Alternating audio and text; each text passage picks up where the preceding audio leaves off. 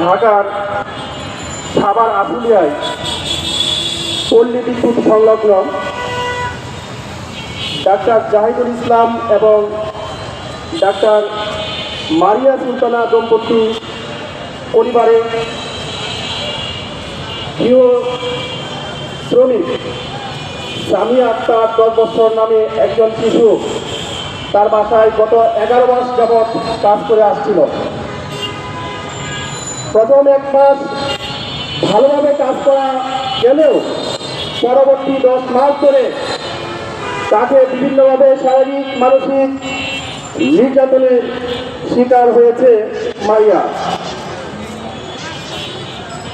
এই শিশুটি যখন নির্যাতনের শিকার হয় তখন এক পথে পালিয়ে গিয়ে রাস্তায় গিয়ে দাঁড়ালে পথচারী মানুষ 999-এ ফোন দিলে পুলিশ এসে এই সামিয়া আক্তারকে উদ্ধার করে। এই সামিয়া আক্তার বর্তমানে একটি হাসপাতালে চিকিৎসাধীন।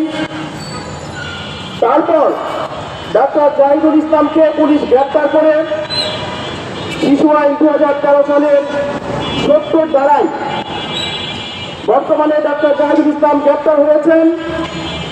আশুলিয়া থানায় 62 নম্বর মামলায় 2 জনের বিরুদ্ধে এজাহার দায়ের করার পর এখনো ওই গৃহকর্ত্রী ডাক্তার মারিয়া সুলতানাকে গ্রেপ্তার করা যায়নি।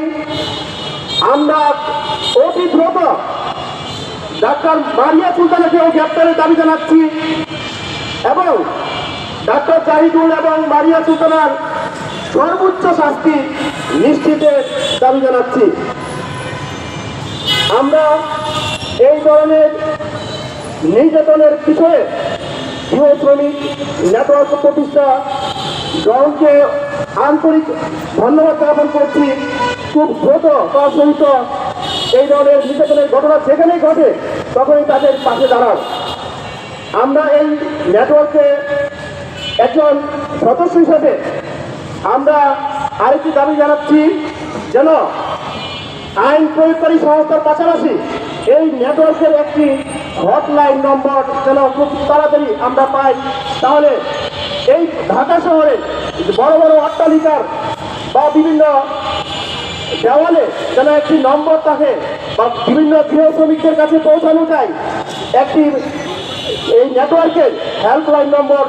যখনই আইন প্রয়োগকারী সংস্থার পাশাপাশি এই নেটওয়ার্ক যেন এই গৃহ শ্রমিকদের পাশে থাকবে এই প্রত্যাশা ব্যক্ত রেখে আমি আমার বক্তব্য শেষ করছি। আল্লাহ হাফেজ।